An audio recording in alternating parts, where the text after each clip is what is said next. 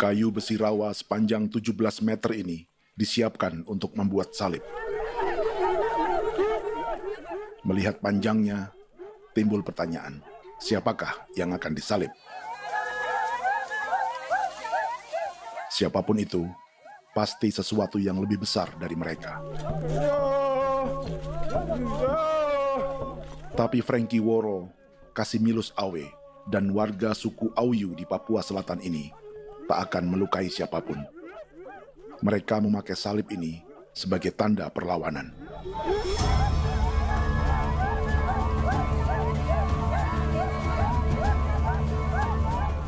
Yang mereka lawan memang lebih besar,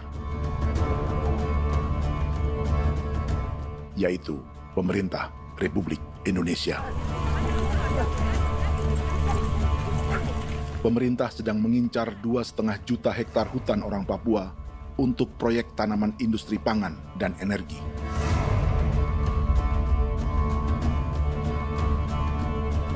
Ratusan kilometer dari salib orang-orang Auyu itu, orang Muyu sedang menyiapkan gerakannya sendiri. Tapi kali ini dalam bentuk sebuah pesta. Pesta yang disiapkan oleh marga Kimco Jinipjo selama 10 tahun.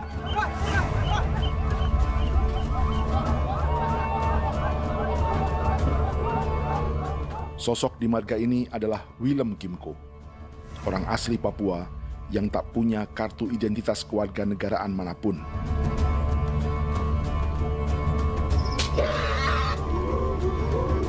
Pesta adat ini sudah cukup langka, tak hanya di Papua, bahkan di kawasan Pasifik dan peradaban Melanesia. Awalnya bayarnya aneh kalau pernah. Internet ada kode kerem bipnuka, dan jitana ya kati ko berem baran dipo. Kami mengambil ko kuning. Ada gagasan dan gerakan sosial di balik pesta orang-orang Muyu ini. Sama dengan gerakan salib merah yang dimulai orang-orang Auyu. Salib ini akan menjadi yang terbesar dari 1.800 salib merah yang telah ditancapkan berbagai suku di Papua Selatan dalam 10 tahun terakhir. Ribuan salib merah yang dipadukan dengan palang adat adalah tanda larangan yang menyatukan unsur-unsur adat dan agama. Kami percaya bahwa kalau memang kami sudah tidak mampu untuk menyelesaikan persoalan ini, dalam hal ini perusahaan tidak bisa masuk, berarti kami minta bantuan kepada nenek moyang dan Tuhan. Atribut perang orang Auyu ini diukir atau dilukis, digambar di batang salib ini dengan tujuan bahwa kami larang dengan sangat keras. Jadi apabila siapapun, baik dari antara kita sendiri yang melanggar batas ataupun pihak lain yang mau mengganggu keselamatan hak tanah adat kami, maka kami siap untuk melakukan ancaman perang. Salib-salib ini tidak ditancapkan di halaman-halaman gereja, melainkan di tanah dan hutan adat, di dusun-dusun sagu, dan di tempat-tempat yang disakralkan. Sebab 1.800 palang adat dan salib ini memang bukan semata tentang agama, tapi untuk mencegah negara dan perusahaan memasuki tanah dan hutan adat mereka. Papua bukan kosong.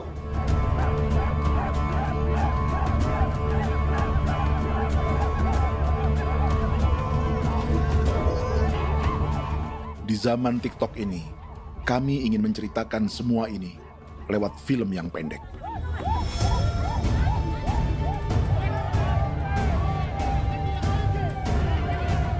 Tapi kami jelas gagal.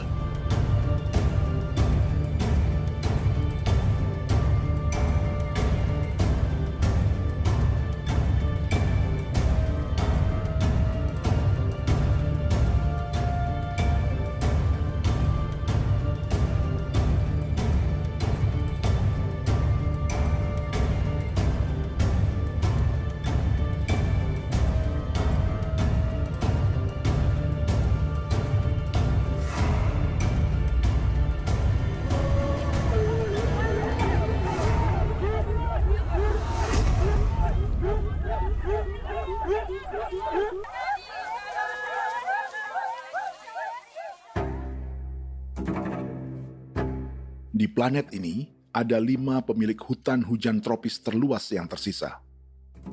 Kongo di Afrika, Brazil, Peru, Bolivia, dan Indonesia.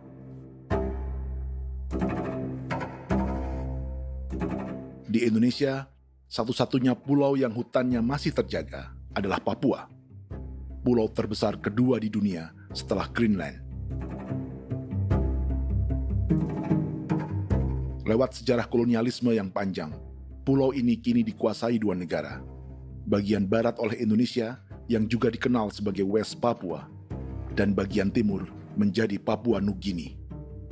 Dan tepat di perbatasan ini, di bagian Indonesia, sedang terjadi proyek pemusnahan hutan terbesar di dunia.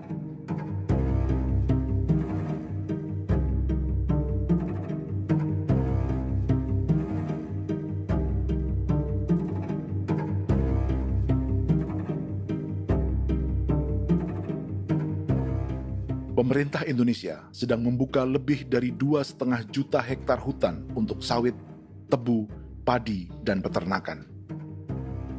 Ini disebut proyek strategis nasional untuk lumbung pangan dan energi yang jadi ambisi 3 presiden. Bagian terbesar direncanakan untuk mencetak sawah seluas 1,3 juta hektar. Lalu bagian lain akan ditanami tebu seluas 560.000 hektar untuk gula dan bioetanol. Setiap liter bensin di Indonesia akan dicampur bioetanol 10% atau E10. Ada 10 perusahaan di proyek ini, dan semuanya dimiliki oleh 1 keluarga saja.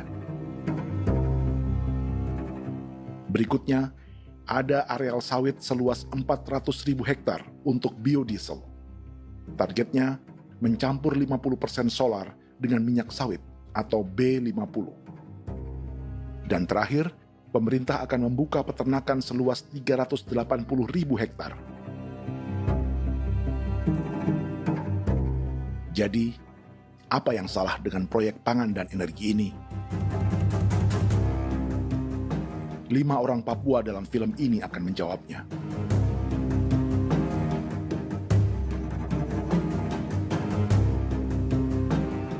Yang pertama adalah Yasinta Moiwen dari suku Marin.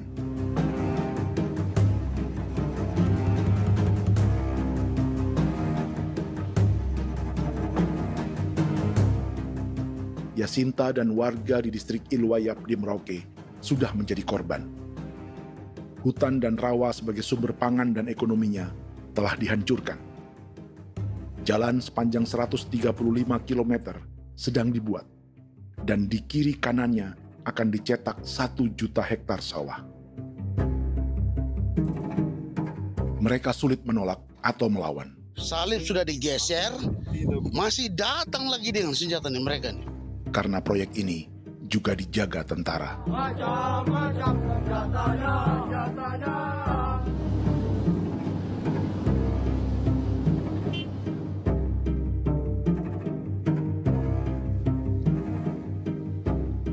Yang kedua adalah Natalis Buer di distrik Tanah Miring, Merauke. Petani milenial ini merasa ditelantarkan. Sebab setelah hutannya diubah menjadi sawah, sebagian sawah-sawah ini tak tergarap. Orang asli Papua seperti Natalis tak punya modal untuk benih, pupuk, perawatan, hingga ongkos panen.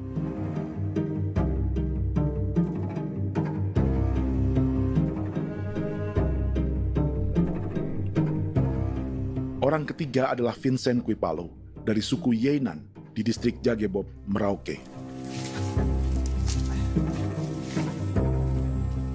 Vincent dan suku Ye sedang menjadi korban. Hutan adat orang-orang Ye sedang dihancurkan untuk perkebunan tebu dan bioetanol. Tanah mereka juga diincar untuk markas-markas militer, pasukan yang akan menjaga proyek pangan dan energi ini.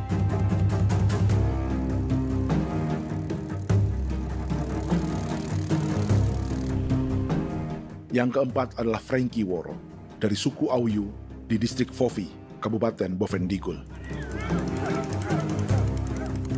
Hutan dan tanah mereka terancam perluasan perkebunan sawit untuk campuran biodiesel atau B50. Orang-orang dari suku Auyu ini adalah calon korban. Merekalah salah satu pelopor gerakan Palang Adat dan Salib Merah.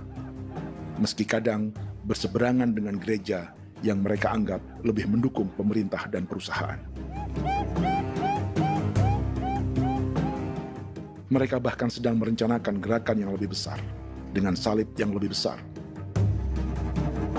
Tanah milik Somu Sobisiba itu bahwa tanah ini diciptakan oleh Tuhan dan memberikan warisan kepada kami. Kami ini hanya hak jaga.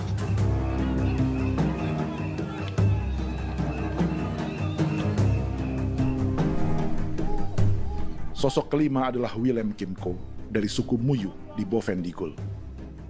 Tokoh adat dari Muyu ini hidup di garis belakang proyek negara, sehingga belum menjadi korban. Tapi mereka sedang bersiap menghadapi segala kemungkinan. Tinggal di belantara dan perbatasan membuat sebagian mereka tak punya status kewarganegaraan. Tapi mereka telah hidup jauh sebelum ada Indonesia atau Papua Nugini.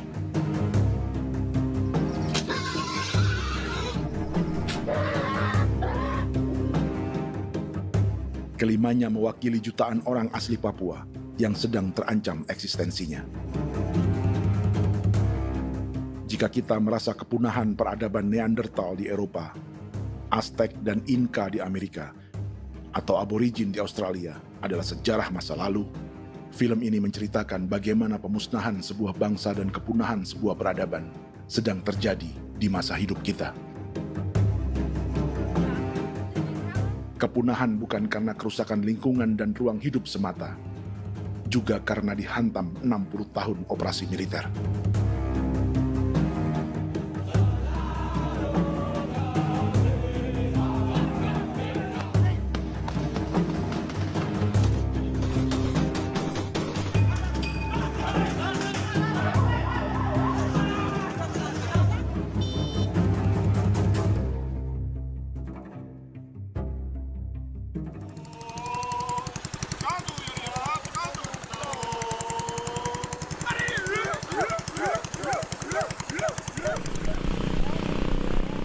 Frankie Woro dan orang-orang Auyu sedang berburu.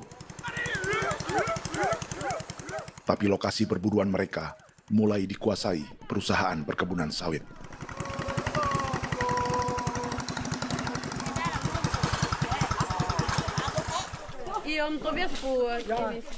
Kita akan menuju arah ke Inabusu. Di sana kami akan masuk di wilayah konsesi perusahaan PT Indo Asiana Lestari, dan di situ ya ada survei-survei mereka yang mereka pernah lakukan, tapi juga kami ada lakukan tanda-tanda saksi di sana.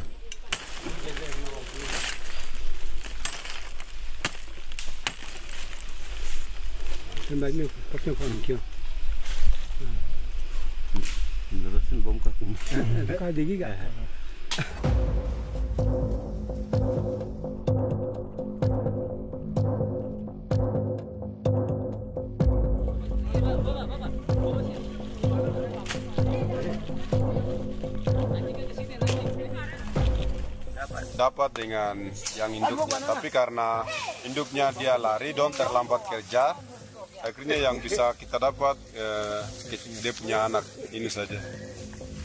Ini kalau pakai bahan kayak hasil.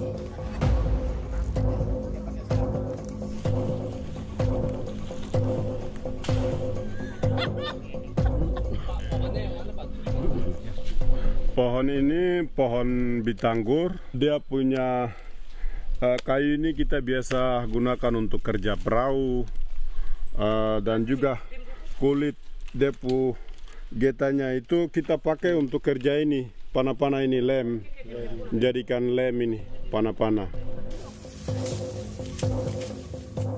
Hutan ini adalah supermarket bagi suku Auyu.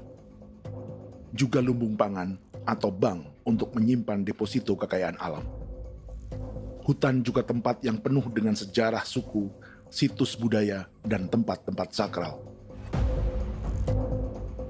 Inilah yang sedang mereka pertahankan dari incaran pemerintah dan perusahaan. Untuk semua alasan ini, mereka menancapkan ribuan salib merah.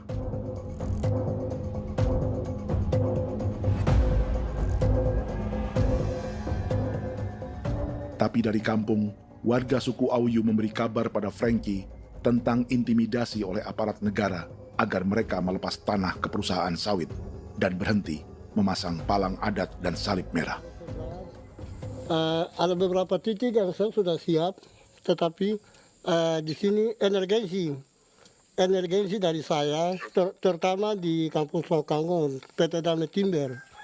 Dia mengganggu saya dengan menggunakan kekerasan maupun pihak hukum. Dan kemarin saya ada pernyataan penolakan secara resmi, tapi masih tetap dengan menggunakan pihak hukum untuk masuk, untuk harus dituntut saya untuk harus diterima perusahaan itu. Kita di situ ada 15 marga, tetapi 15 marga juga tidak setuju. Marga-marga siapa yang terima dan marga-marga mana saja yang menolak. Nanti kita lihat dari pertimbangan itu, dan di situ dan kita undang mereka untuk bicara dengan kami. Sebagai sosok yang aktif dalam gerakan, warga Auyu terus memberi informasi lapangan kepada Frankie yang tak selalu berada di kampungnya. Izin pernyataan yang mereka paksa saya untuk tanda tangan itu, tapi sementara saya tidak tanda tangan. Data semua ada di tangan saya. Ya. Baik, kalau gitu itu lebih bagus karena tanda tangan itu yang berbahaya. Iya. Tanda tangan itu yang lebih berbahaya karena sekarang ini modern dan canggih, dan itu yang mereka biasa pakai untuk tipu muslihat. Mereka biasa pakai itu di tanda tangan itu. Betul. Dari Bambisa juga di Sofia dia masuk untuk memaksakan kami marga untuk harus menerima perusahaan itu. Tapi kemarin kami sudah menolak. Babisa di sini nama bosku. Itu yang sekarang strategi militer yang sekarang mereka pakai. Jadi yang penting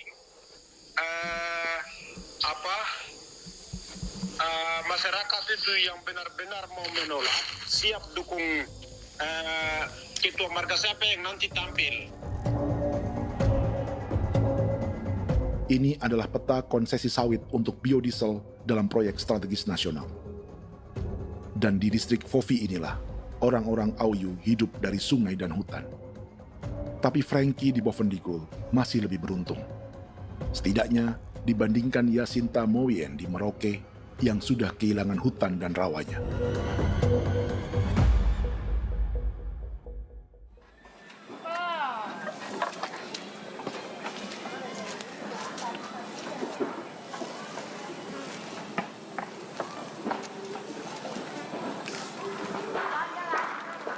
Yasinta dari suku Marin adalah petani sayur di Kampung Wanam, distrik Ilwayap, Merauke. Memanfaatkan lahan yang ada, ia berkebun dan menjual hasilnya ke pasar kampung. Ini ekonomi warga di Wanam untuk menghasilkan uang, lalu memberi barang kebutuhan yang tak bisa mereka produksi sendiri. Tapi kehidupan sebenarnya ditopang oleh ekosistem hutan dan rawa. Inilah sumber pangan utama dan peradaban mereka.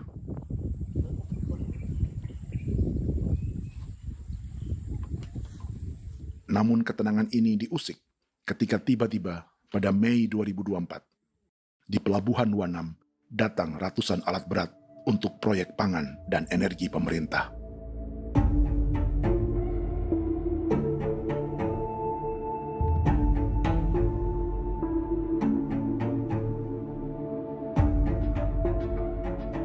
Kami masyarakat setempat kami tidak tahu. Kami kaget pagi-pagi kapal sudah ada di pelabuhan kami.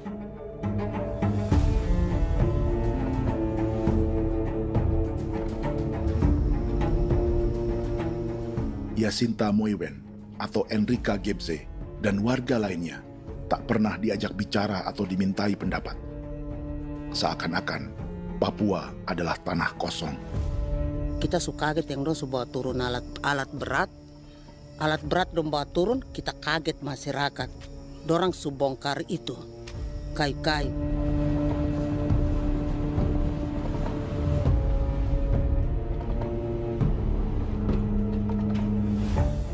Bersamaan dengan alat-alat berat itu, juga berdatangan tentara Indonesia untuk mengawal proyek pembukaan hutan milik Jacinta.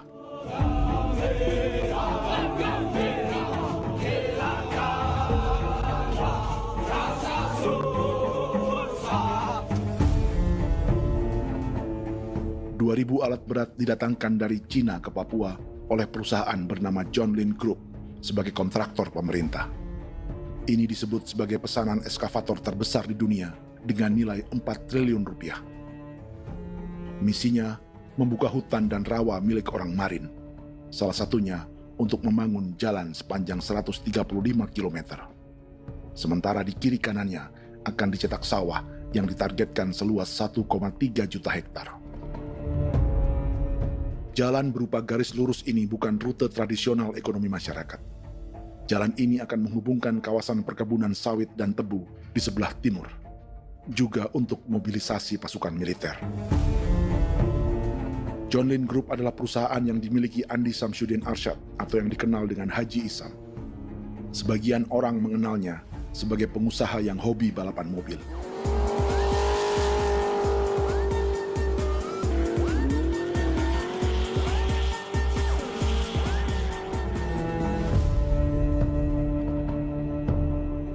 Tapi di Kalimantan, ia berbisnis batu bara, perkebunan sawit, pengolahan karet, penerbangan, perkapalan, dan biodiesel.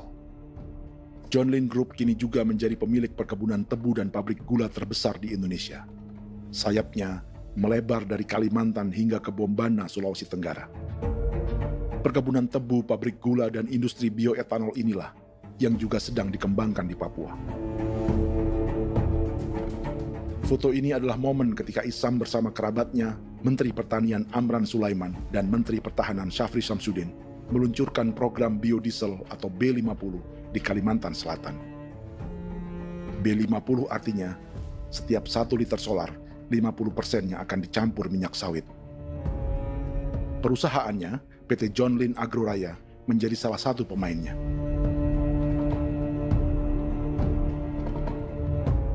Sepanjang tahun 2025, saham PT John Lin Agroraya pernah naik hingga 700%.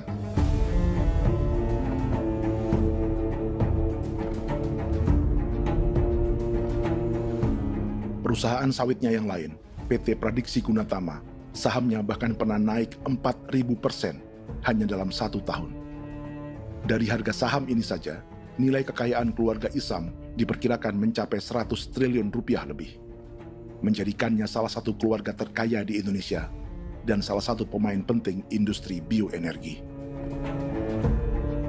Dan di Papua Selatan inilah sebagian sawit-sawit untuk mendukung program B50 akan ditanam. Inilah tanah orang-orang Wambon, Muyu, Marin, Yei, atau Auyu seperti Frankie Ward.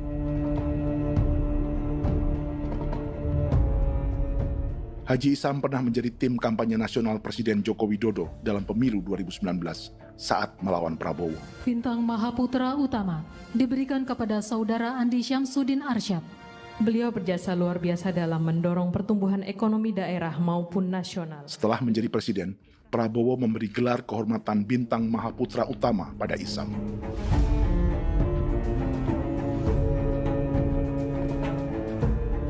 Sejumlah menteri Prabowo, juga kerabat dan orang-orang yang pernah bekerja di perusahaan Isam.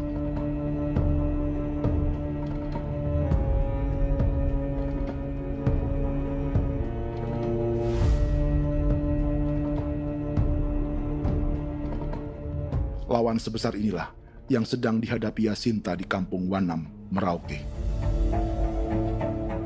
Atau petani perempuan lain seperti Enrika Gebse. Jadi alam kita ini sudah rusak.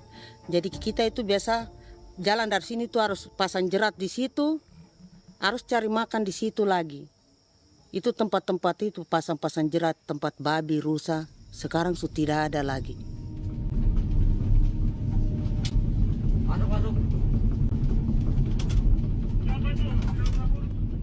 Rekaman ini memberi gambaran bagaimana Kasuari kehilangan rumah di bekas hutan dan rawa yang telah dibabat.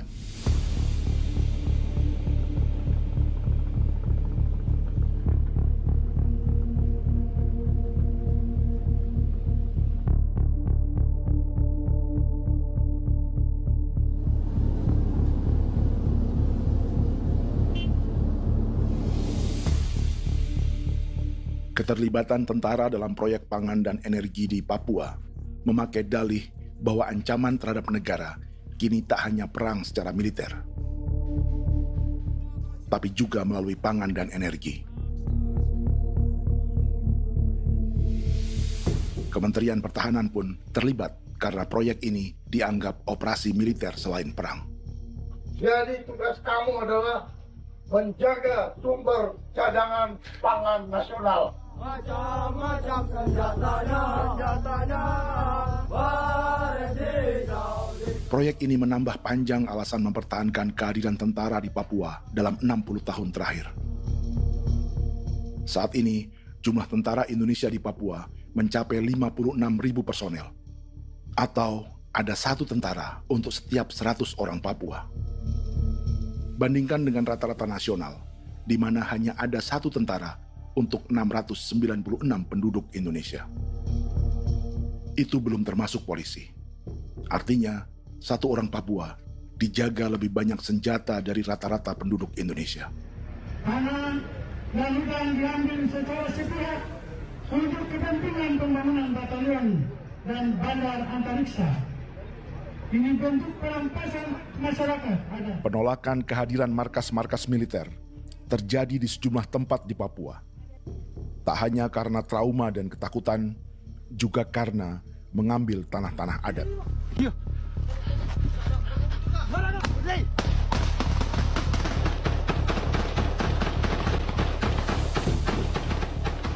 Salah satu alasan mengapa militer terus ditambah di Papua, karena masih ada perlawanan dari Organisasi Papua Merdeka atau OPM selama 50 tahun terakhir.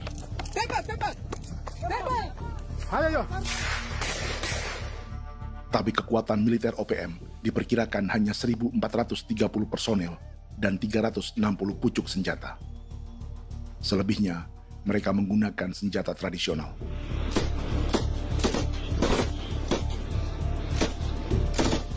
Dengan demikian, kekuatan tentara dan polisi di Papua 58 kali lebih besar dari gerilyawan Organisasi Papua Merdeka.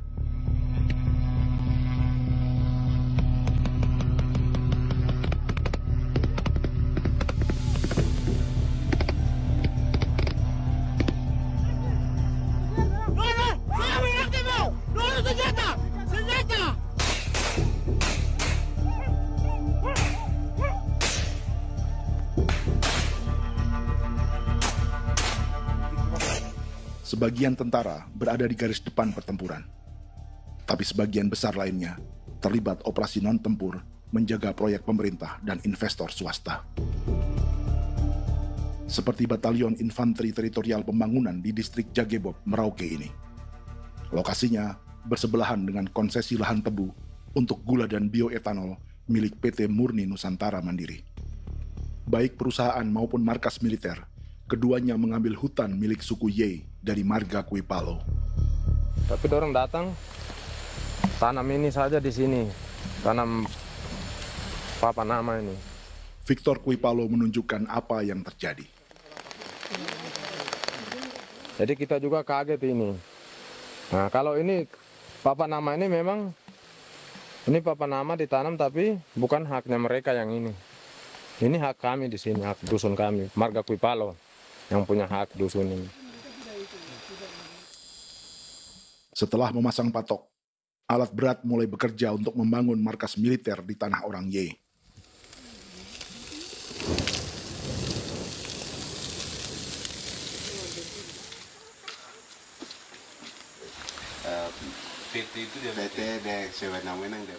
Kehadiran markas militer mengkhawatirkan warga yang pernah mengalami trauma.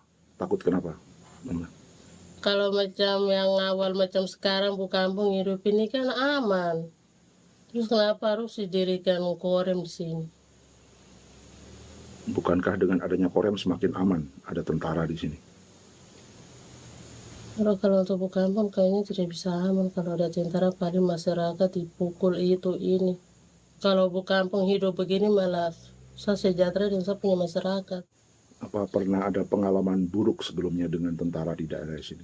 Ada yang cerita waktu pos-pos di sini tuh di 13, 12 itu zaman katanya Patimura. Memang kasihan. Malah kita punya orang ini yang dianiaya betul, dipukul. Disuruh kerja bakti tidak mau atau lama mencari, namanya kita pangkur sagu itu butuh waktu 1 minggu. Kalau lama begitu ya paling diseret apa pukul itu.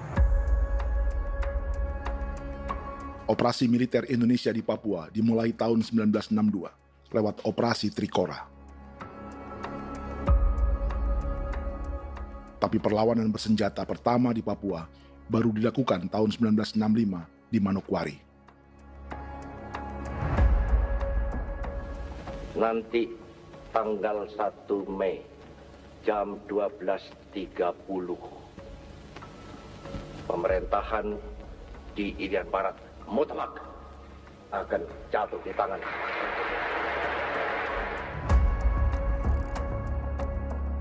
Sejak itu, selama 60 tahun, operasi militer untuk menaklukkan Papua terus dilakukan.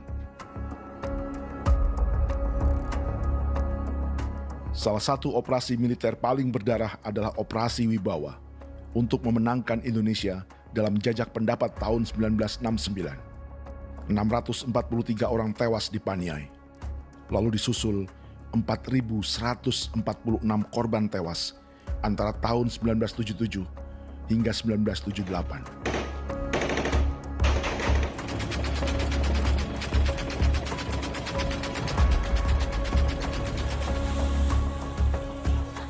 Operasi militer ini menimbulkan gelombang pengungsian hingga kini.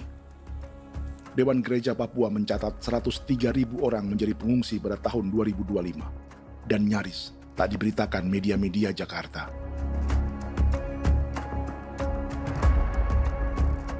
Jumlah pengungsi terbesar tercatat di Nduga yang mencapai 20.000 jiwa. Banyak di antaranya yang sedang hamil, seperti Jubiana, salah satu pengungsi Nduga. O tagarik mesti kagi be muguruk berselari di namen wane gosel bigari me egirik munene an nimbo misle berselar nene wam dagyak lek prak de oi gore bangal no so ndak lo yo nanda me anet ndang no gat de nanen di ko nerwa membri wal marwa egirik munene wa tri ngel no semana o ngal siak ya ber kumbik nyak masala orena me wo sulu rina men wani go semane kuman nak wani wani ndemo lo ndak misri na men bre go lo nak no semane ne be minute waru ra kana bi ne dige war de mino pragit de laina bulan maret april yana mana kantan barak na lire na bam ne Jubiana lalu menamai anaknya pengungsi Kogoya. Selain Jubiana, juga ada Emma dari Maibrat yang melahirkan di hutan. Sampai di kampung gini, katanya bilang ada tentara yang bangun jembatan. Saya capek itu juga pun masih tahan. Kembali lagi ke hutan lagi. Seperti itu sampai saya jatuh di tengah jalan. Orang sampai terbanting di kayu semuanya. Berasa sakit begitu. Melengkapnya tuh Domika Serli, pengungsi Wako. Masyarakat sipil dari Kampung Aitrem sementara mengungsi karena kampungnya sementara dikuasai oleh TNI Polri. Seratusan ribu pengungsi di Papua saat ini jauh melampaui jumlah yang mengungsi ke Papua Nugini tahun 1984, yaitu 10.000 orang karena menghindari operasi militer.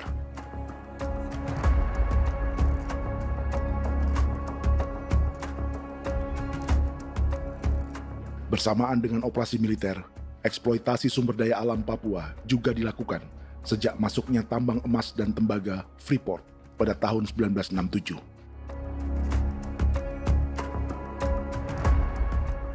Disusul perkebunan sawit awal tahun 1980-an. Lalu ada perburuan buaya untuk diambil kulitnya. Sebelumnya, ada eksploitasi gas alam di Teluk Bintuni, pencarian besar-besaran kayu gaharu, atau pembukaan hutan tanaman industri. Ini belum termasuk perburuan dan perdagangan ikan arwana di selatan Papua, penebangan kayu merbau dari hutan-hutan Jayapura, emas di Blok Wabu Intan Jaya, bahkan nikel di pulau-pulau kecil Raja Ampat. Dan kini, dalam skala yang belum pernah terjadi dalam sejarah, Papua dipaksa mencetak sawah, tebu untuk bioetanol, dan sawit untuk biodiesel.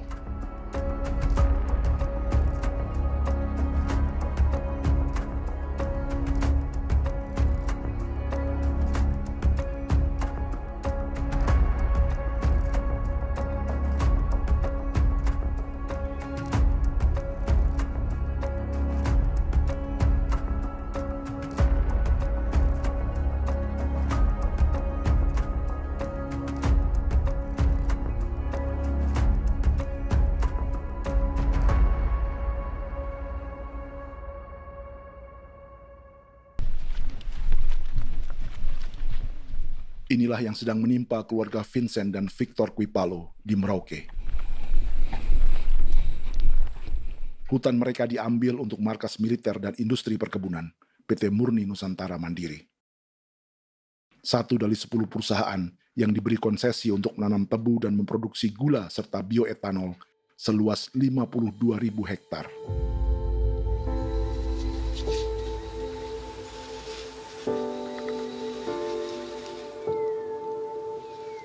Perusahaan ini dianggap mengambil hutan dan tanah orang-orang Ye, terutama marga Kuipalo, yang memiliki hak adat terhadap 2.300 hektar hutan.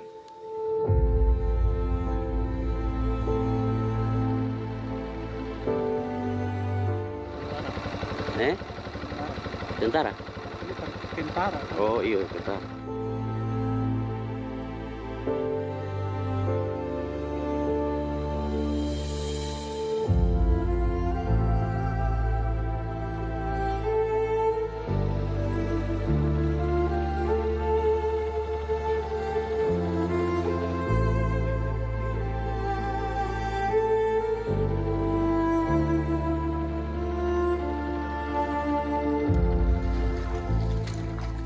Keluarga Kuipalo sedang melihat apakah perusahaan semakin mengancam tanah mereka.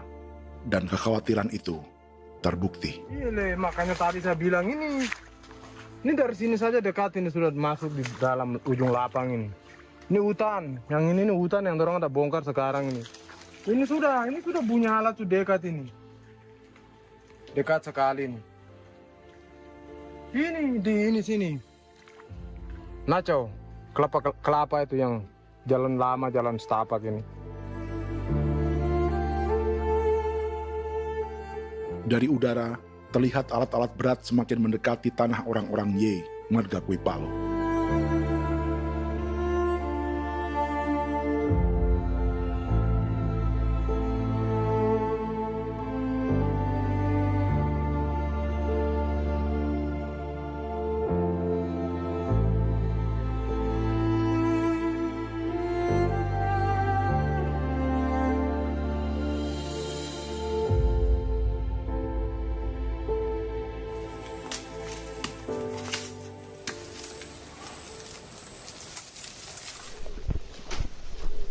Keesokan harinya, Victor dan kerabatnya memberi tanda cat merah di pohon-pohon yang berada di batas tanah mereka.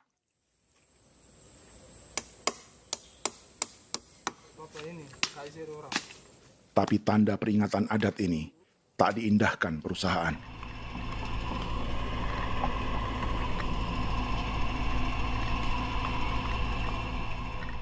Dua bulan kemudian, perusahaan tetap memasuki tanah marga Kuipalo. Sama-sama.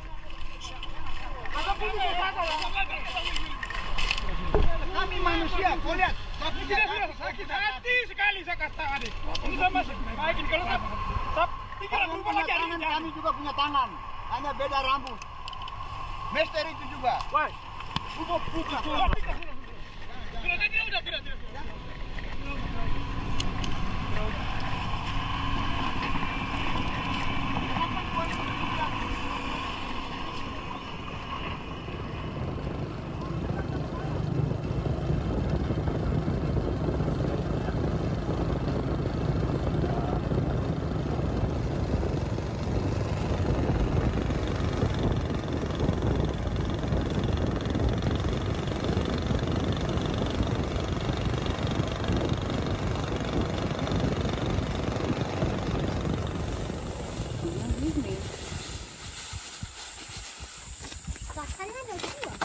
bisa masuk sini.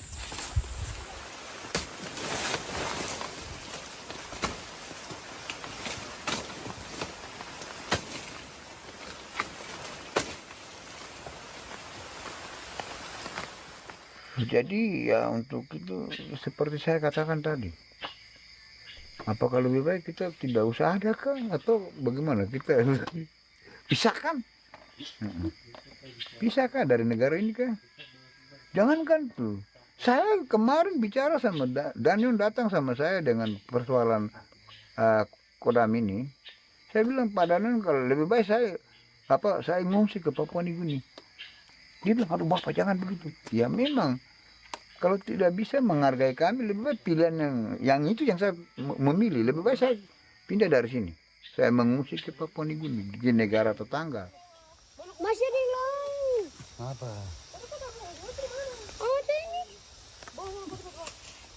Karena saya bilang sama Kapolsek Pak Agustus ini, 17 Agustus saya tidak kasih naik bendera merah putih. Saya bendera ada, nanti saya taruh di meja. Bendera saya ada. Karena saya punya pikiran percuma kita ini merasa bahwa kita hidup di bawah naungan merah putih. Ternyata merah putih tidak lindungi kami. Tidak anggap kami sebagai kami rakyatnya. Dia lambang negara. Dan kami menghargai lambang negara itu. Ternyata lambang negara ini, kita bernaung di bawah lambang negara ini, kita tidak dilindungi. Hak kita tidak dihargai.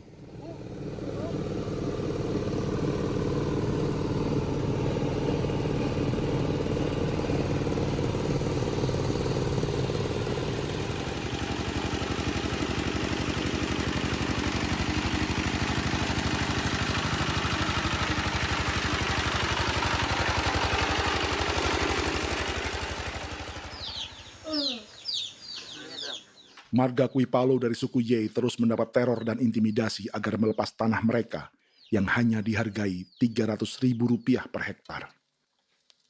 Tapi mereka tidak berjualan tanah. Makanya mama itu tidak suka untuk lepas tanah. Untuk apa? Baru kita baru di dalam hutan itu ada obat-obat tradisi. Itu sudah Kalau macam ada sayur juga, kita ambil sayur yang dia tumbuh sendiri. Jadi kita ini mau kemana, kalau itu sudah digusur, ya habis. Kita ini jadi penonton.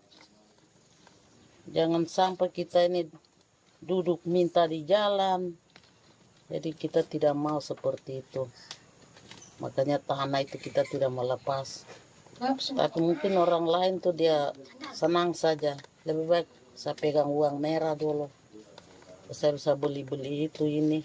Nanti datang uang sudah habis, gembel, mau cari kemana lagi, hutan sudah habis, mau makan ikan di mana, kali sudah hancur. Seperti Yasinta di Wanam, suara dan gerakan kaum perempuan Papua sangat nyaring dan tak bisa diabaikan. Saya sebagai perempuan tolak untuk perusahaan masuk di sini. Karena kalau saya terima anak-anak saya mau dikemanakan, mau tinggal di mana. Apapun yang terjadi saya tetap tolak.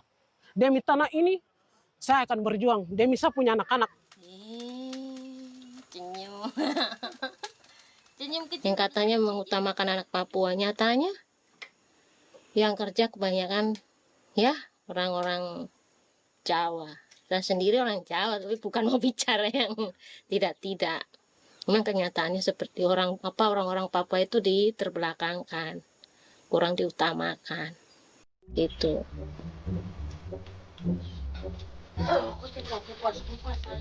Proyek food estate seperti mencetak sawah, bukannya tak diikuti warga Papua.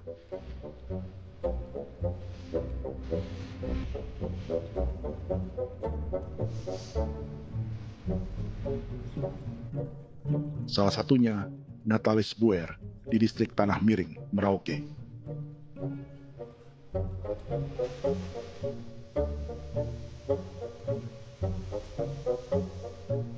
Setelah menghabisi hutan, pemerintah Indonesia mencetak sawah untuk tanaman padi karena beras mulai menjadi makanan pokok menggantikan sagu. Sebagian besar penggarapnya adalah warga transmigran yang datang sejak era 1980-an. Bahkan petani transmigran sudah ada sejak Belanda membuka proyek padi kumbe di distrik Kurik. Lokasi yang sering jadi langganan pejabat Indonesia memamerkan sawah di Papua.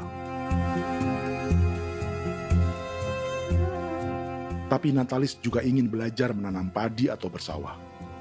Namun ia kesulitan karena dibutuhkan modal untuk benih, pupuk, hingga pemeliharaan dan panen. Lalu sawah-sawah ini pun mulai dikuasai pendatang.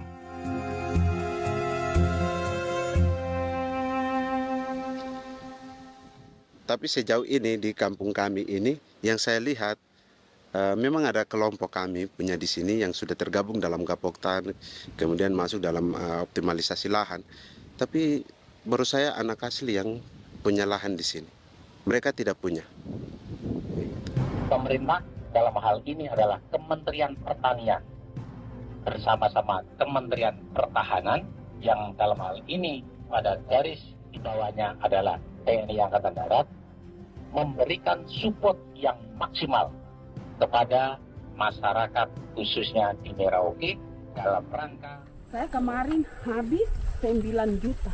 9 juta ya? Iya, 9 juta karena dia sudah tidak dipakai toh. Ya. Dia sudah... Perempuan Papua seperti Filomena juga mau bertani. Pemerintah memberi bantuan Rp900.000 per hektar lewat program optimalisasi lahan atau OPLAH. Tapi dibanding biaya produksi dan harga jual gabah, Filomena mengaku berkali-kali rugi dan kini memutuskan tak lagi menggarap sawahnya. Terus kita harus cari uang untuk kondek. Betul. Karung kita beli. Karung beri sendiri lagi. Tenda kita beli. Ini dari yang offline ini don tidak siapkan. Tidak ada. Tidak ada ya, jadi mama don sendiri. Itu yang saya ada bilang, 900.000. Itu modal untuk kerja sawah ini. mulai dari kerja sampai nanti panen. Panen. Wih, ngeri sekali. Iya, lucu toh? Tidak dapat itu. Betul, Mam. Dong maksud begini. Kalau disuruh tanam ubi berhektar-hektar, mari datang. Kita tahu cara rawatnya bagaimana, Iya. tanamnya bagaimana, tanam model bagaimana supaya hasilnya model begitu. Kita tahu. Kalau yang ini kan kita baru belajar. Sebagian hutan milik warga Senayu di Merauke sudah dibuka untuk sawah dan kebun tebu oleh PT Global Papua Abadi. Proyek pertanian ini dikerjakan oleh Kodim Merauke. Mereka melepas sebagian tanah karena ingin belajar bertani. Saya punya nenek moyang tidak ajar saya tanam padi. Tapi saya mau berubah. Generasi saya yang berikut ini besok lusa tidak bisa makan pisang, sagu. Ada apa? Namun program optimalisasi lahan yang dijanjikan dengan berbagai bantuan tak dirasakan Filomena. Obat rumput beli, obat padi beli, jonder kita bayar, bahkan bibit masih kurang, cari bibit lagi beli. Jadi saya memang kalau program pemerintah saya sama sekali saya tidak suka. Baku tipu saya.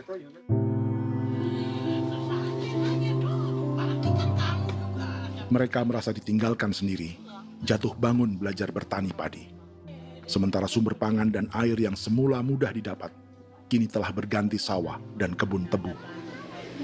Dulu kita masih bisa jalan, nanti masak di kali, pakai air kali. Minum pakai air kali. Sekarang, kok mau masak? Tidak ada air. Air sudah susu, mau minum tidak bisa. Sudah dengan obat. Don semprot tebu itu saja drone. Drone yang semprot.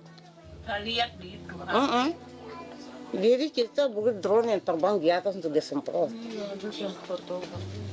Dong lempar pupuk di bawah ya dia mengalir ke kali. Mengalir ke kali, ke rawa-rawa.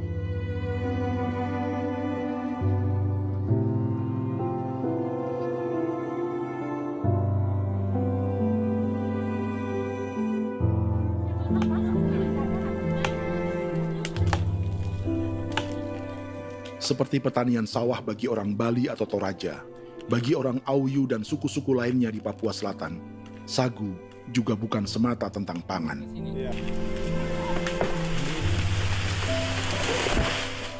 Bagi orang Auyu dan Marin, sagu adalah kerabat, sosok orang tua, sosok nenek moyang yang harus dijaga dan dilindungi. Lagi bikin apa mama ini mama? Pakai tokok itu sagu.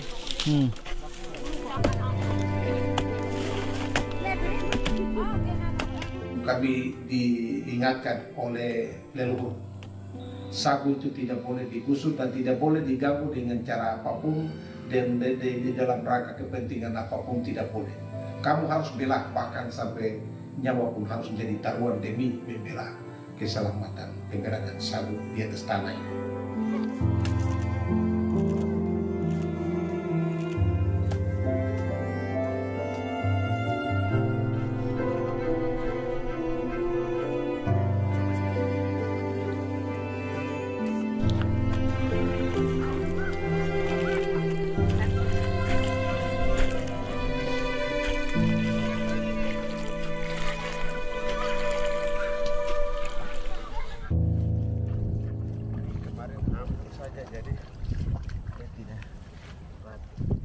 Menurut Natalis, pemerintah di Jakarta mendefinisikan lumbung pangan semata urusan beras dan mencetak sawah. Sebenarnya orang Papua itu bukan tidak bisa bertani.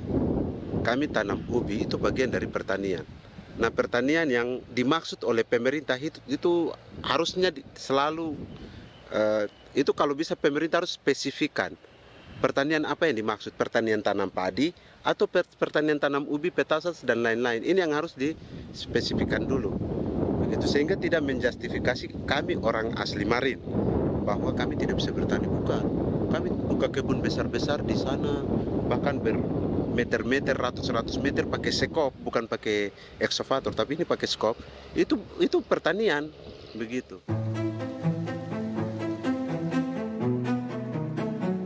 Bagi Natalis, alih-alih memaksimalkan sawah-sawah yang sudah ada untuk petani Papua, pemerintah selalu membuka hutan baru, seperti dikerjakan perusahaan John Lynn Group dan melibatkan tentara.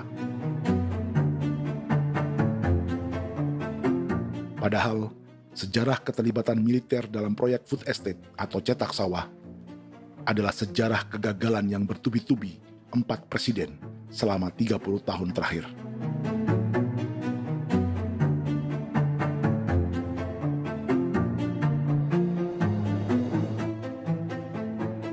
Papua bukan yang pertama menjadi proyek lumbung pangan yang melibatkan tentara.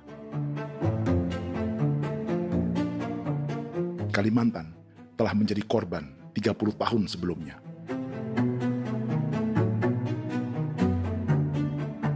Ini adalah bekas hutan yang sudah dibuka di Pulang Pisau, Kalimantan Tengah.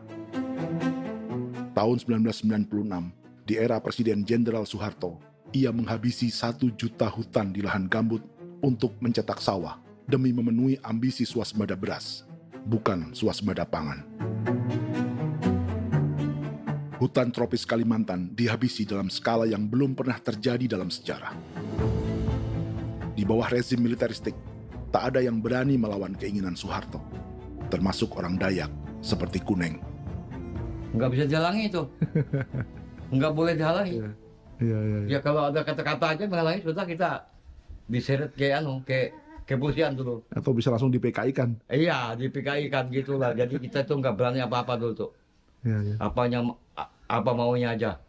Misal bilangnya A. Setahun setelah pengundulan hutan skala besar itu, tahun 1997, untuk pertama kalinya Kalimantan mengalami kebakaran lahan dan kabut asap terbesar dalam sejarah.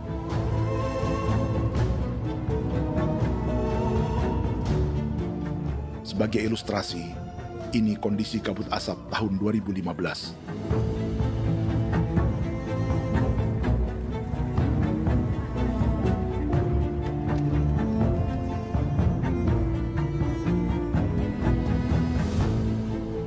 Proyek 1 juta hektar sawah Jenderal Soeharto itu gagal. Bendungan dan saluran irigasi mangkrak hingga kini. Mei 1998, rezim Soeharto tumbang. 2 tahun setelah ia menumbangkan jutaan hektar pohon di Kalimantan. Setiap tahun, lokasi ini menyumbang kebakaran dan kabut asap yang merugikan jutaan orang. Sawah yang berhasil di Kalimantan justru bukan sawah yang dibangun Jenderal Soeharto, melainkan yang dirintis para transmigran sejak era 1980-an. Sawah-sawah inilah yang ikut digarap oleh militer di era Presiden Joko Widodo. Dan hasil dari proyek food estate Presiden Jokowi itu sama sekali jong nih, nggak ada harapan lagi sudah seperti ini. Tapi Jokowi terus memperluas area food estate hingga 16.000 hektar. Presiden Jokowi juga menyerahkan urusan lumbung pangan ini kepada Prabowo yang saat itu menjadi Menteri Pertahanan. Salah satunya di Kabupaten Gunung Mas, Kalimantan Tengah, untuk membuka perkebunan singkong seluas 31.000 hektar. Food estate singkong Jenderal Prabowo ini dimulai dengan membuka 600 hektar hutan di Tawai Baru. Proyek singkong untuk bioetanol ini pun dijaga tentara. Dan seperti Jenderal Soeharto, proyek Jenderal Prabowo ini pun gagal.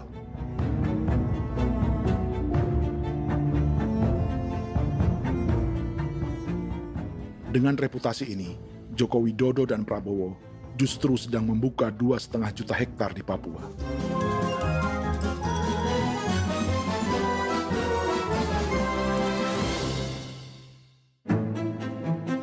Setelah Jenderal Soeharto, Presiden Jenderal Susilo Bambang Yudhoyono juga mencoba membuka food estate di Papua sejak tahun 2010. Namanya Merauke Integrated Food and Energy Estate atau MIFE. Proyek ini juga gagal. Lalu di lokasi yang sama, Jokowi berusaha meneruskan dengan proyek mencetak sawah 1,2 juta hektar yang juga gagal. Sekarang yang paling siap adalah 1,2 hektar. Yang 1,2 juta hektar. Dan kini, Prabowo yang pernah gagal dengan 600 hektar singkong di Kalimantan justru akan mengulangi di Papua dengan skala 2,5 juta hektar. Di daerah Papua pun harus ditanam kelapa sawit supaya bisa menghasilkan juga BBM dari kelapa sawit. Dalam setiap proyek pangan dan energi di Papua, yang lebih menonjol bukan tanaman pangannya, melainkan untuk energi atau bahan bakarnya. Sawit untuk biodiesel dan tebu untuk industri bioetanol. Ada 10 perusahaan yang diberi konsesi hingga 0,5 juta hektar untuk tebu. Dan 10 perusahaan itu dimiliki oleh 1 keluarga saja.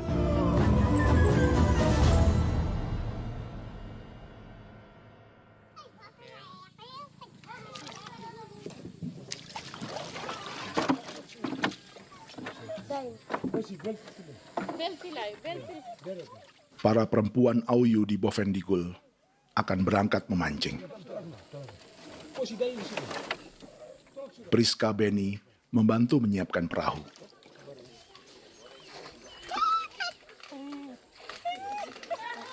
Mereka akan mengumpulkan bahan pangan di hutan untuk persiapan acara penancapan salib merah berikutnya.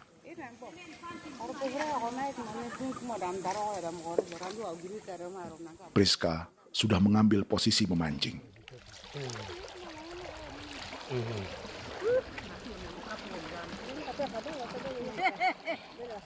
1.800 salib merah telah dipasang di wilayah adat berbagai suku di Papua Selatan untuk menghalau perusahaan sawit dan tebu.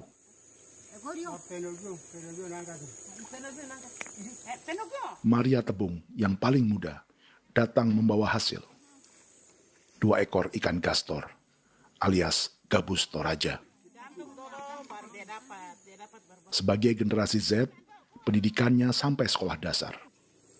Di perusahaan perkebunan seperti sawit atau tebu, ijazah SD hanya bisa menjadi buruh kasar. Tapi ia tak tertarik. Karena kita hidup itu dari alam, kita pancing, juga di darat, bawa anjing, terus bikin pagar sagu, dapat babi, bawa baru kita makan. Jadi kita tidak mau perusahaan masuk. Kita tidak akan terima. Sementara Priska Beni masih mencari peruntungan. Tapi baginya, menjadi nelayan di Sungai Fofi masih lebih baik daripada bekerja 9 tahun di perkebunan sawit. Sudah pengalaman, jadi kita tidak mau lagi. Seberapa lama ketika kerja itu?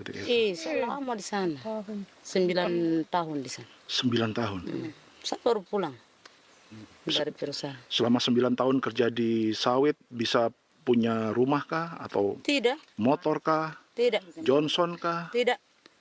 Cuma makan saja. Pendapatan juga kan tidak lebih. Habis dimakan.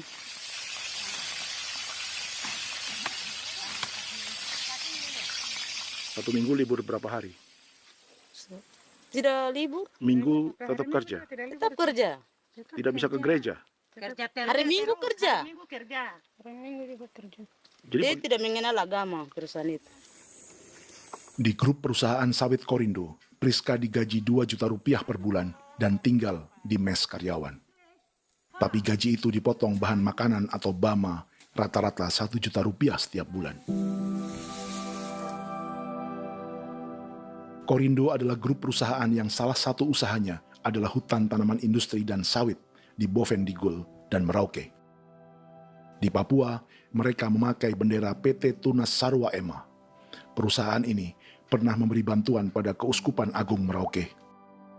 Keuskupan Merauke belakangan mengeluarkan pernyataan mendukung proyek strategis nasional di Papua. Umat Katolik yang memprotes sikap gereja tersebut ditangkap polisi. Jadi selama 9 tahun tidak bisa nabung? Tidak. Makan saja. Makan saja. Makan saja. Menabung bagaimana? Keperluan banyak. Tidak sampai. Habis di anak-anak uang sekolah. Uang 1 juta itu mana sampai. Mau nabung juga tidak cukup. Sudah pengalaman, jadi kalau di sini perusahaan mau masuk tidak.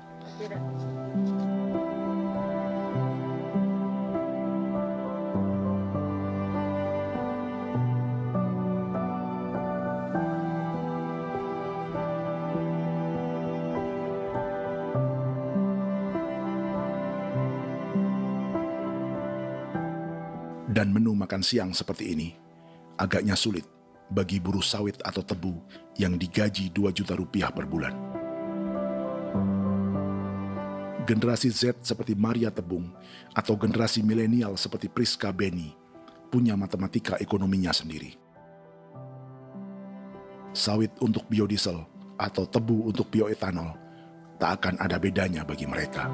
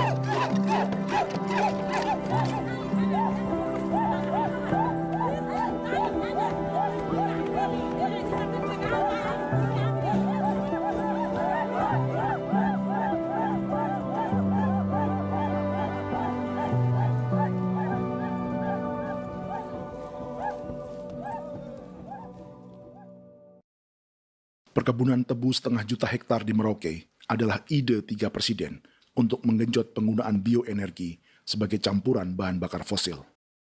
Selain swasembada pangan, swasembada energi di daerah Papua pun harus ditanam kelapa sawit supaya bisa menghasilkan juga BBM dari kelapa sawit. Juga tebu menghasilkan etanol. Singkong, kasava juga untuk menghasilkan etanol. Bioetanol adalah bahan bakar nabati atau tumbuhan yang dapat dicampur dengan bensin. Sama dengan program biodiesel yang mencampur solar dengan minyak sawit. Pertamina saat ini sudah menjual BBM bioetanol dengan campuran 5% yang dipasarkan dengan merek Pertamax Green 95. Tapi pemerintah ingin menaikkan kadarnya menjadi 10% atau E10. Maka ke depan kita akan mendorong untuk ada E10. Kemarin malam sudah kami rapat dengan Bapak Presiden.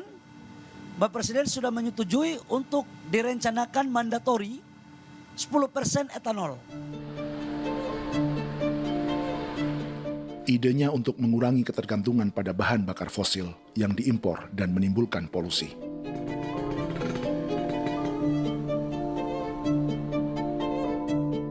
Tapi bioetanol bukannya tak mengorbankan lingkungan, hutan, rawa, dan manusia.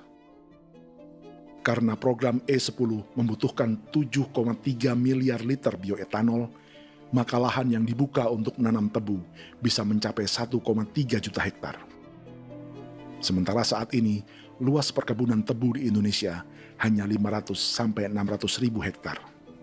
Artinya, butuh lahan baru hingga 800 ribu hektar untuk menanam tebu. Dan 500 ribu hektar diantaranya sedang dibuka di Papua. Hutan yang tadinya untuk menumbuhkan pangan berubah jadi tanaman untuk bahan bakar di jalanan. Kecepatan pulihnya hutan beradu dengan jumlah dan kecepatan kendaraan di jalanan.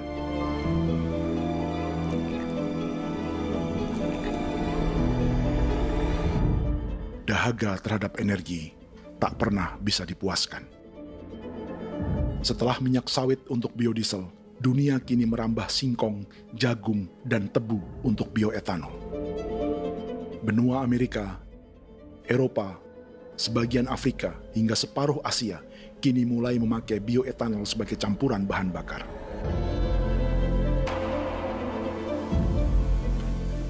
Selain perebutan lahan, masa depan dunia juga dibayangi semakin mahalnya harga pangan karena persaingan antara perut manusia dengan tangki kendaraan. Ini adalah lokasi perkebunan tebu dan bioetanol PT Murni Nusantara Mandiri yang mengancam tanah Vincent Quipalo dan orang-orang Ye di Merauke. Beberapa kilometer di selatan adalah PT Global Papua Abadi yang mengancam tanah orang-orang Muyu dan Marin. Dua perusahaan ini adalah bagian dari 10 perusahaan yang mendapat konsesi lahan untuk tebu dan bioetanol di Merauke. Batas konsesi mereka bahkan sama dengan batas negara Indonesia dengan Papua Nugini. Salah satu ciri bahwa peta konsesi ini dibuat di Jakarta dari atas meja. Sama seperti kolonial Inggris dan Belanda ketika mereka membagi Pulau Papua dengan garis lurus pada abad 19. Seakan Papua adalah tanah kosong. Bedanya, meski peta konsesi ini mengatur batas 10 perusahaan, tapi perusahaan-perusahaan ini sebenarnya dimiliki oleh satu keluarga saja. Ini nama 9 dari 10 perusahaan tebu dan bioetanol di Merauke, Papua. 99% saham mereka dimiliki sebuah perusahaan bernama PT Merauke Nusantara Manis. Sementara 1% sisanya dimiliki PT Merauke Gula Mandiri. Tapi saham kedua perusahaan ini dimiliki PT Merauke Sugar Group. Dan perusahaan ini, 90% sahamnya dimiliki pengusaha bernama Angelia Bonaventure Sudirman, serta perusahaan bernama Zico Trust dan Resource Harvest. Lalu 10% lainnya dikuasai PT Papua Energi Abadi, yang pemiliknya adalah Dudi Christian dan Angel Madeline. Sekarang, mari kita lihat siapa mereka. Angelia Sudirman adalah keponakan dari salah satu konglomerat sawit Indonesia, Martias Fangiono. 9 perusahaan di Papua ini berada di bawah bendera Merauke Sugar Group. Dan Merauke Sugar Group hanya satu dari 7 grup perusahaan milik keluarga Fangiono.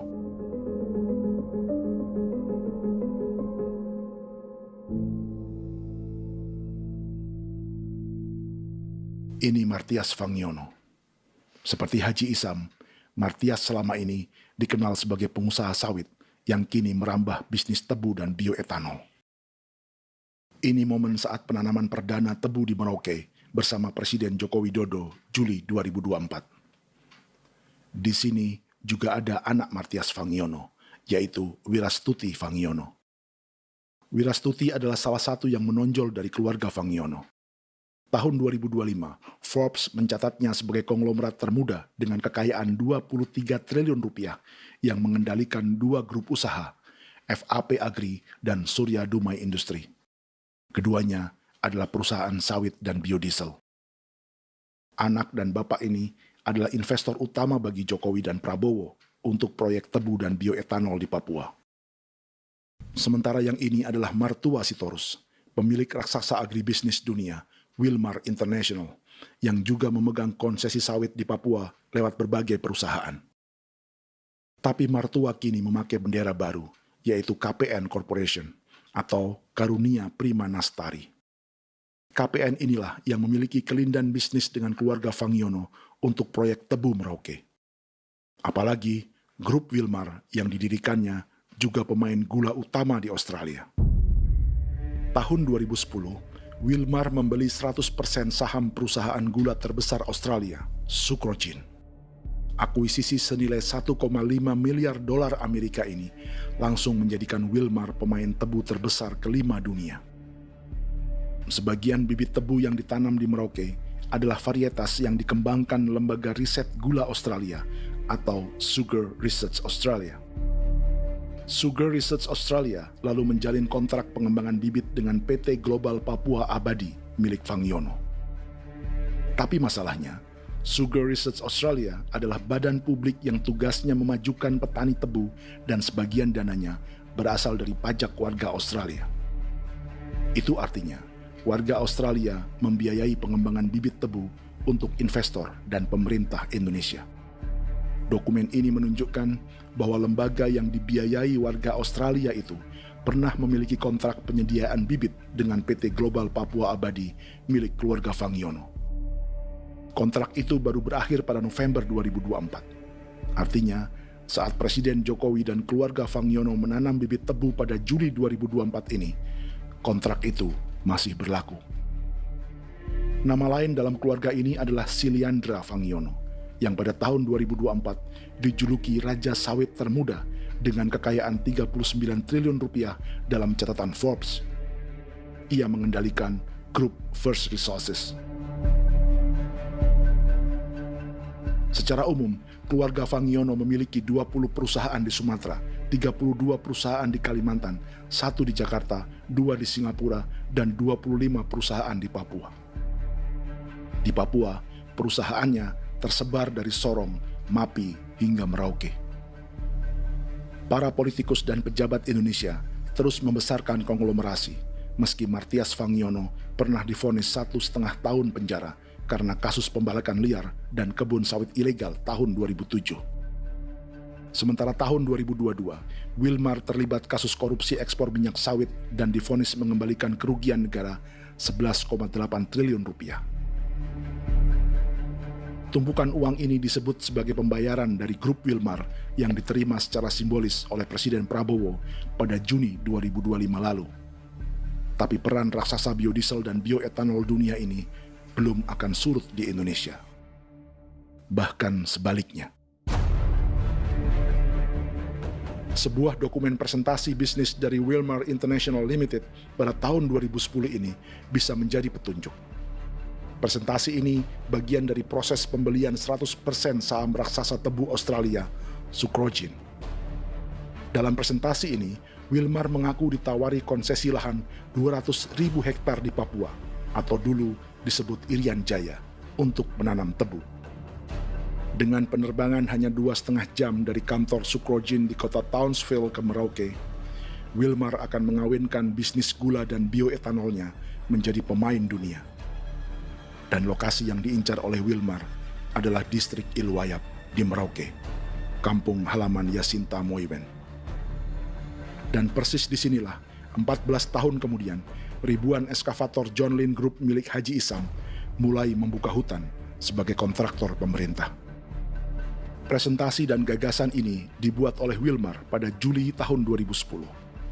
Sebulan kemudian, Agustus 2010, pemerintah Presiden Susilo Bambang Yudhoyono meluncurkan proyek Lumbung Pangan dan Energi Merauke atau Merauke Integrated Food and Energy Estate. Targetnya membuka lahan 1 juta hektar dalam 5 klaster yang masing-masing 200.000 hektar. angka yang sama dengan presentasi Wilmar. 5 tahun kemudian, 2015, giliran Presiden Joko Widodo yang mau melanjutkan proyek pangan dan energi 1,2 juta hektar. Menjelang pensiun sebagai presiden, Jokowi kembali menggencarkan proyek ini dan melibatkan Prabowo sebagai Menteri Pertahanan. Jokowi lalu mendukung Prabowo sebagai presiden berpasangan dengan anaknya, Gibran Rakabuming Raka sebagai wakil presiden. Kini, setelah menjadi presiden, giliran Prabowo yang melanjutkan proyek bioetanol dan biodiesel dengan memobilisasi militer dan melibatkan pejabat-pejabat yang juga para elit partai koalisinya.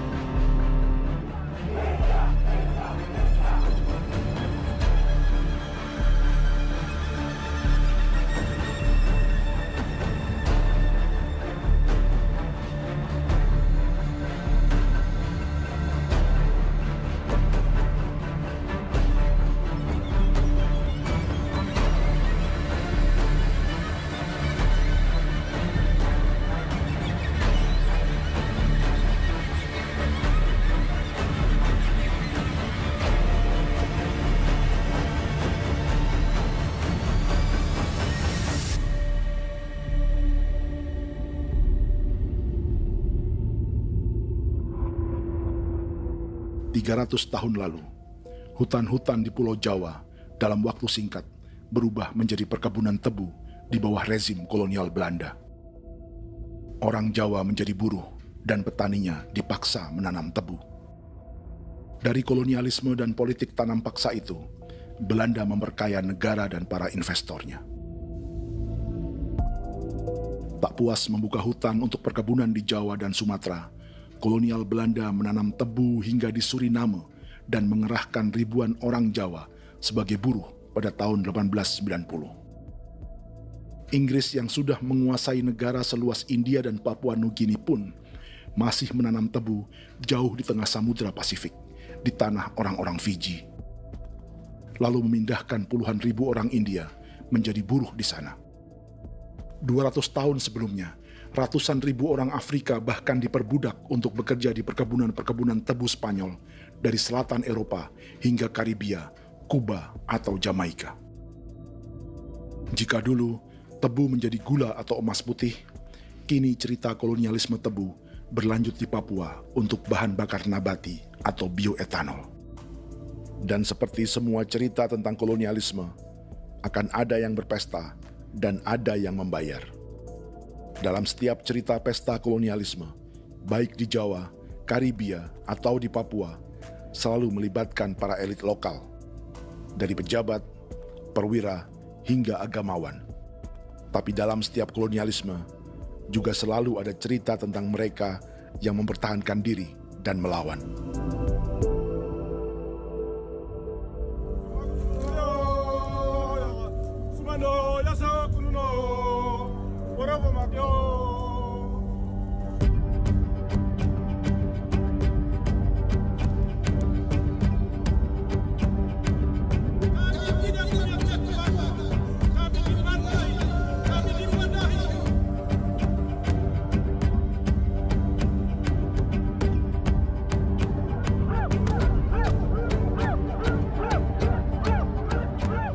Dalam sejarah Gereja Katolik banyak pemimpin-pemimpin yang adalah tanda petik itu adalah Judas juga.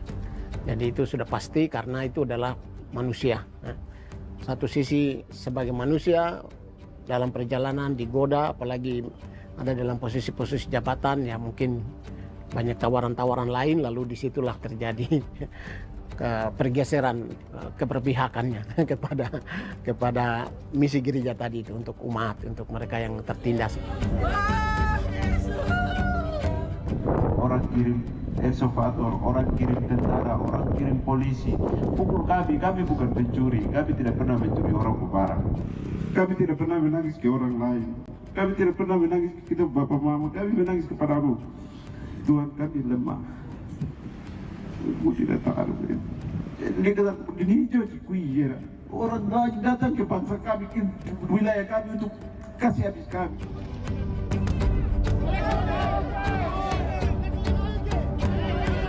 Ya Hakimam Dehi, Ya Hakimam Dehi, Bono Ya Hadikul Dehi, Bono Ya Hadikul Dehi. Kita buat sasi seperti begini untuk menolak perusahaan apapun yang masuk di tanah kami. Kalau kita kasih, kita bikin rusak sekarang, kita punya generasi berikutnya mau dapat kemana. Jadi kita nyatakan sikap di sore hari ini, kami tolak.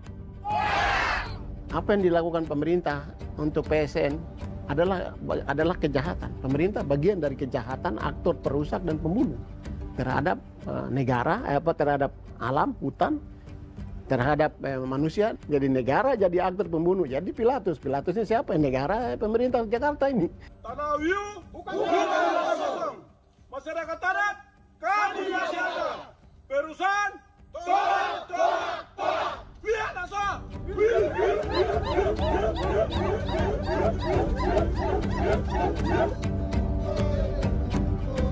Jika tanah adat dan hutan adat hilang, kami mau hidup di mana? Maka di sini saya mau bilang, negara jangan tipu-tipu kami lagi.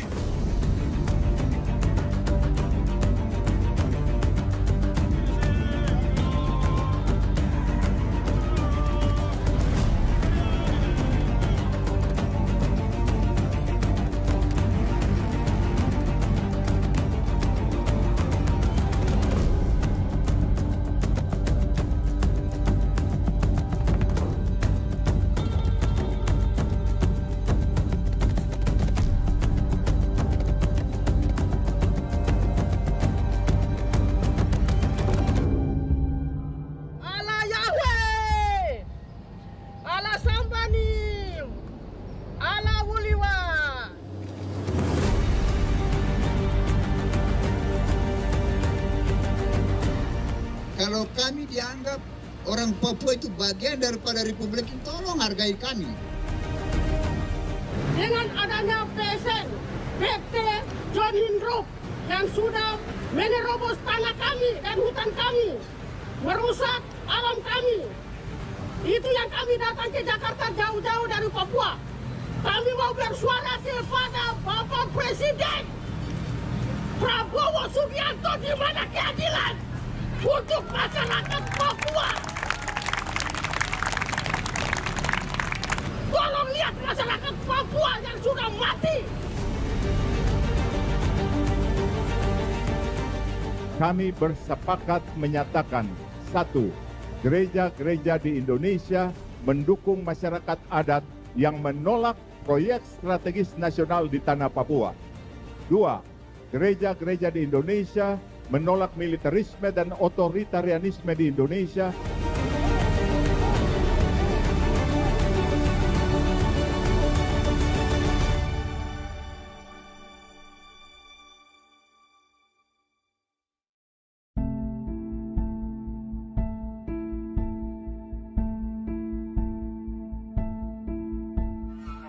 Kita sering merasa banyak hal buruk sudah jadi cerita sejarah.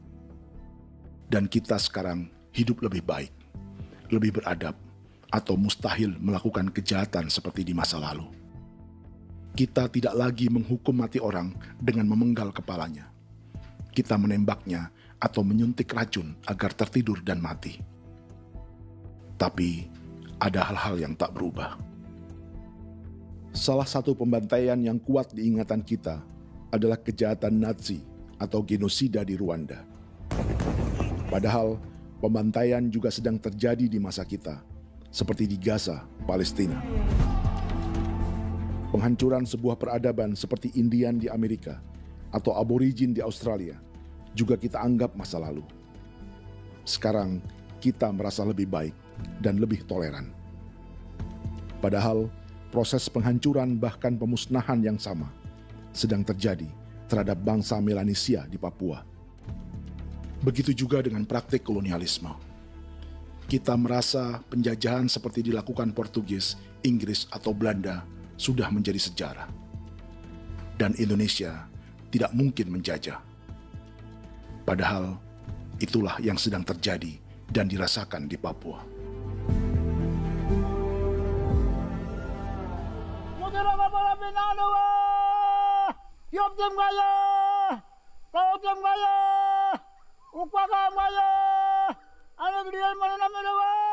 Jalannya sejarah ini disadari Willem Kimco di pedalaman Bovendigol, Papua.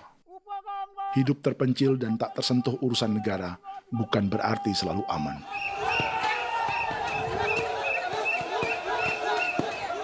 Untuk sampai di tempat ini, orang-orang Muyu menempuh 2 hari berjalan kaki mengarungi hutan, lembah, dan sungai. Termasuk mereka yang datang dari perbatasan Papua Nugini. Mereka berkumpul untuk memenuhi undangan pesta adat yang disebut Awon Atatbon atau Pesta Babi. Yang mengundang adalah marga Kimco Jinipjo. Yang dituakan di marga ini adalah Willem Kimco. Ia tak punya kartu tanda penduduk dan kewarganegaraan manapun, baik Indonesia atau Papua Nugini. Tahun 1984, 10.000 orang Papua, terutama suku Muyu, mengungsi ke Papua Nugini untuk menghindari operasi militer Indonesia, termasuk Willem Kimco.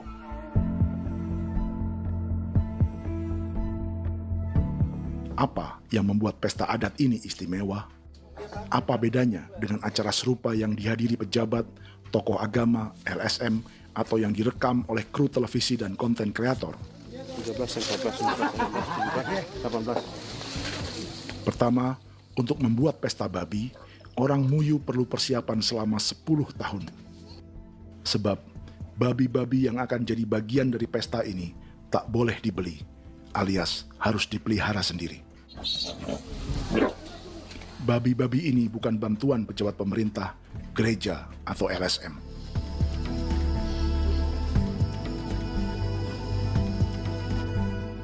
Yang kedua, babi-babi ini tidak dipelihara di kandang. Jadi punya nama babi ini kah? Harimau. Harimau? Harimau. Dia kulit dengan ini bulu di harimau, macam harimau begitu yang kasih nama harimau.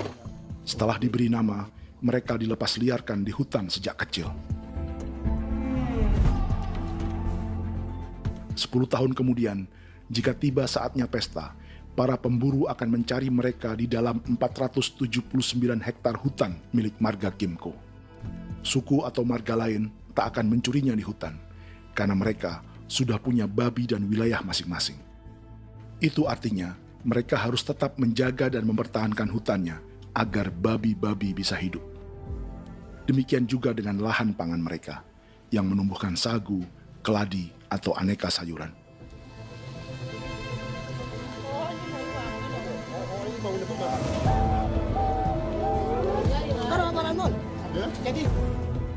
Yang ketiga, dalam Awon Atatbon atau pesta babi, binatang ini tidak dimakan secara gratis. Setiap marga atau klan dalam suku Muyu akan membayar jerih payah tuan rumah menjaga hutan dan memelihara babi.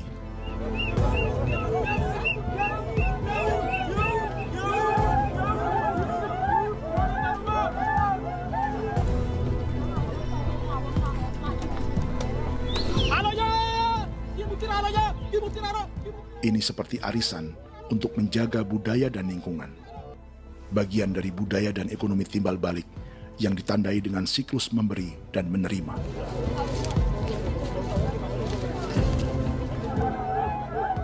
Ini juga cara orang Muyu membangun dan memperluas aliansi. Awon bet begul bet, ulan yau kando bet, asat bet anani, asat bet jene liga anani, oh ado amten anani, menini tene yage, kepo kemo ko di mana, kepo kemo mayat nih, kep tetek no mayango, kep kanin bet wini ke iftore wen, ne tene ya kadek me, oke, kepo nanti kutok kemo, kepo kepasak kutok nani, kene man gini wani wanjo, koko kati bolon ya bengo, koko kuning bolon ya. Jika Willem Kimco dan marganya bisa menjaga hutan dan wilayahnya, marga lain ikut diuntungkan sebagai sebuah ekosistem. Demikian juga sebaliknya.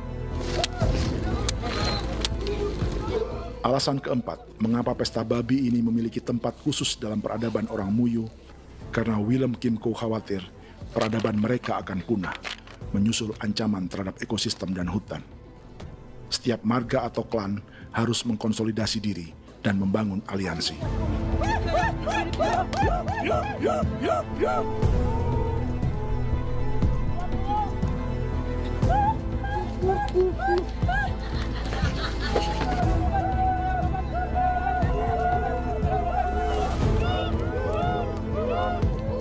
Kekhawatiran Willem dan orang-orang Muyu tak berlebihan.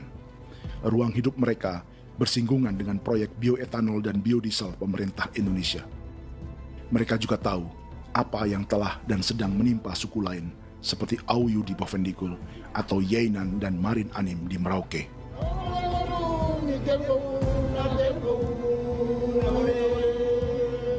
Jika suku-suku lain menggunakan palang adat dan salib merah sebagai gerakan perlawanan, orang-orang Muyu memakai pesta babi untuk mempersiapkan diri dan konsolidasi. Sebab, berbeda dengan saat mengungsi tahun 1984, kali ini yang datang ke tanah orang-orang Muyu tak hanya tentara, juga alat-alat berat bersama para pebisnis pangan dan energi.